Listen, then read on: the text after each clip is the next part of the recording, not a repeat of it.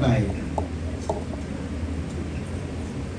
In connected to sa sinabi ni Rob, kasi yeah, it was a very unfortunate event yung Lumindol, but nagkaroon kasi kami ng town hall meeting after that. So, nung nagsama-sama kami sa isang lugar, we were able to catch up. Kasi parang bihira kami nagkakasama lahat. Totoo? Yeah, kasi may Unit 1, Unit 2. Okay, yes. So, usually kasama ko si Pao kasi nandun kami sa corporate, nandun kami sa mundo ni Pao, and iba yung mundo ni Kim. So, nung nagkaroon kami ng time na mag-catch up kung ano nangyayari sa lock-in namin, so I think that was really something. It got us closer because all the directors were there, then everyone actually, lahat ng production staff. So, I think that's one memory that happened nung lock-in namin sa Cebu. That was very special. And yeah, I hope working with Kim Pao, it's really nice. It's really nice, and I can't wait. I know I'll be working with them again. So yeah, even with the rest of that song cast, it's really good. All right, thanks, Tao. Raf. Yeah, well, aside from Lumindol, and aside from finally, after all these years, finally sharing a frame on TV with Sam Milby. Kasi napagkakamalan ako lagi na ikaw pa si Sam Milby. Minsan no. Ganun eh. So finally, nagsama kami ni Sam sa television para malaman ng tao na magkaiba kaming tao. How do you react? How do you react pag sinasabi Wala, na? I told Sam, finally bro, after all these years, we've been talking naman off screen and everything. We've been chilling out sa ASAP, and then finally ngayon, we're finally throwing lines to each other sa isang teleserye. I'm so touched, bro. Thank you. So, yeah, but this is not about you, bro. It's about the next point. Aside from that.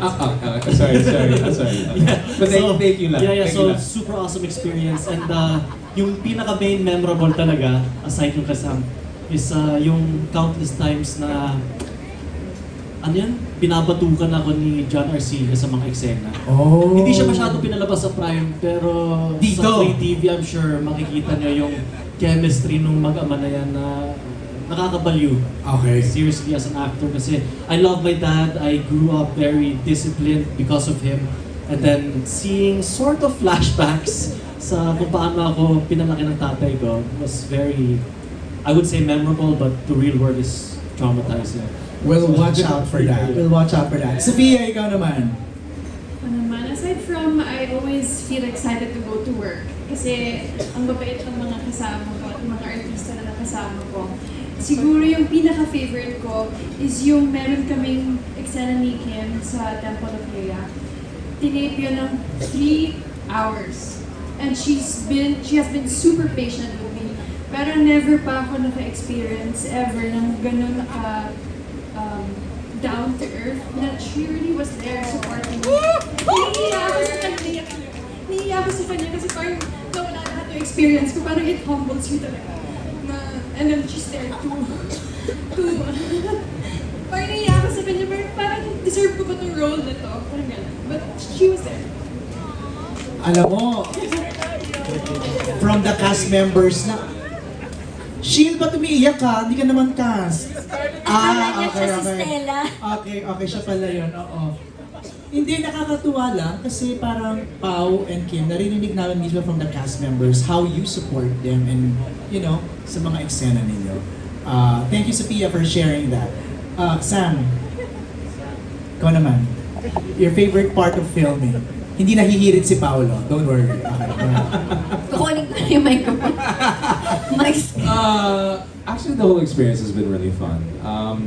If you want to look at eksena mismo, I enjoyed the difficulty sa death scene ko. It was. Ay, ano gusto mong sabihin, bro? Sige, ano? I think you did really great, bro. Yun lang. It was a difficult scene, and it was a lot of different scenes with different characters, and but I enjoyed it at the same time, and the support of the other cast and just the ensemble of us working together. It was fun. But mas lalo kong na-appreciate yung mga kasama ko sa cast. It's not the first time working with Paolo. I super enjoyed working with him. I appreciate Kim more, and a background story nung nagsushoot kami sa dun sa bahay niya, we were shooting in an area that's not as well off. But yung ginawa ni Kim, she's just giving out 1,000 pesos. She's getting so much money. Kanino? Sa mga tao na dun sa area, she was just giving out money to help the people in the area. And I just like, oh, parang grabe yung puso ni Kim. I just appreciate it even more. I want to let people know, yun ang ginawa niya. I'm sure she doesn't want to share that, but nakita ko yung ginawa niya. She was giving out money to people na nangangailangan dun sa area. And I was such a nice thing na nakita ko na ginawa ni Kim. I thought it was a really nice thing that she did. So mas lalo ko na-appreciate si Kim Chu because of nakita yung ginawa niya. And that's all. But in the whole cast, like it was a great experience with si Direk Jojo and yung mga ibang directors. It was just a great experience. And I felt so blessed to be part of this project. It was a lot of fun. It's a great memory para kay Sam. Kim! Sahod na kami lahat. Hindi, sumasahod kami, hindi pa ikaw. Sumasahod lang kami ng ganon. Care to comment lang doon sa shinare. I know it's very personal. I know, yeah, but Sam already shared it. Why did you have to do it? Ano lang, hindi kasi siya sobrang ganda. Pero tsaka nakakaabala kasi kami sa lugar, which is hindi naman lahat ay nabibigyan ng bayad doon sa lugar na yun. Pero very pleasant lahat ng mga tao doon. Support talaga sila. Yung hindi mo nahihingin na tumahimik sila. Hindi mo nahihingin yung supporta nila. Pero parang it feels like home kasi mga Bisaya po na dito. So murag ka nang it feels very close. Parang kapatid ko silang lahat. Uy, pasensya na kayo. Napupuyat sila, naaabala sila in their daily lives. Yet they support us and hindi sila nagagalit at naninigaw sa amin. So, in exchange, a little something. It's a good heart. Kim has a good heart talaga. No? Tsaka inutang ko kasi sa kanya, kaya alam niya, wala akong cash. May cash ka ba dyan? Totoo ah? Oo, utang muna kasi kulang. Binayaran na ako, yes. Pero binayaran ko siya. Inutang Kaya alam naman niya, pala. pautang ng konti, wala akong cash masyado. Thanks, Kimmy, for sharing that. Pao, your favorite memory filming this? I know there's a lot. Top of mind. Well, yung top of mind yung earthquake, but more than that, I think yung mga tumatatak sa akin, yung mga reaction ng mga staff and crew, ang dami nangyari, parang nakita mo sila from being so fresh, hanggang nakikita mo yung pagod. To fresh to? Hanggang pagod. Tapos nakikita mo yung saya nila, minsan yung galit nila, yung inis nila sa akin. So, yun lang, yun yung parang ang kulay lang ng buhay pag lalo pag nag-shoot kayo. Ang kulay ng lahat na nangyayari sa paligid at parang isa yan sa mga treasure ko dahil napakakulay lang talaga. Okay, we're just getting started. We just finished the first part of our Q&A. Meron tayong ipapalabas. We have a surprise drop. So the cast, I want you to turn your attention here sa ating screen. We're gonna be playing a scene that will surely shock everybody. You ready, Samuel? You're not ready? Bakit si Sam lang tinanong? Nakatingin sa akin eh. Okay, let's play this.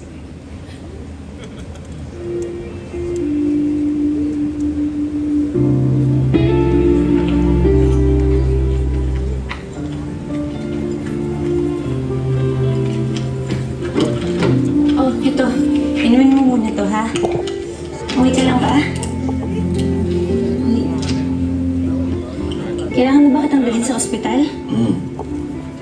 Sige pa. Hindi, wag na. Okay lang ako. Oh, sige. Ano ba kasing pinainom ng Claudia na yan sa'yo? Sa susunod, huwag kang iinom ng kahit na anong binigay niya, ha? Bigla kang dumating, binawi mo ang pagod. Magdali natin isip nito para makahinga ka na maayos. Sandali nga, tabi. Kailangan kita sa buhay ko. Dito ka lang, tahanan kang lumiyak. Ikaw ang aking sandalan. Kailangan kita sa buhay ko.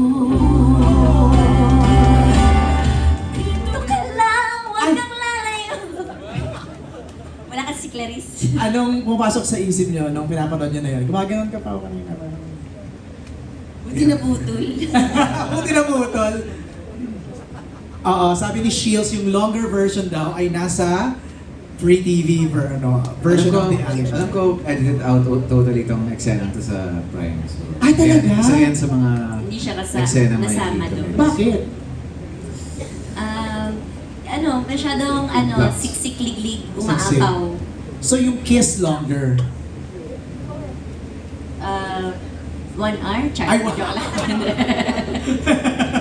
Pero anong nagka-flashback habang nakita niyo yung scene na yun?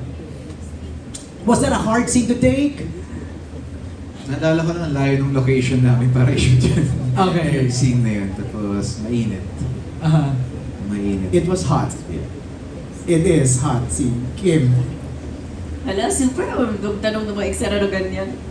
Amazing. Ano naging amazing? Amazing yung... Mahirap mag-i-rehearse yun, yung ganun yung...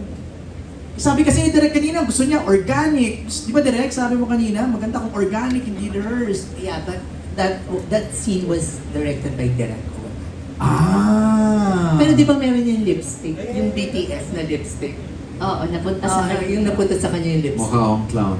Kasi, So ibig sabihin, ganun ka-intense yung scene na lumipat na yung lipstick. Yung buong alibay, intense talaga siya. So, sabi sa amin, part na rin yun ng pagka-intense. So, yun No, na. wait. So sobrang ganun nga yung intense yung scene, Kim. Na lumipat na yung lipstick ni Pao. Malama. Oo, di ba, Direk? I think so. I think so. Okay. Now, we're taking questions from our friends who are here.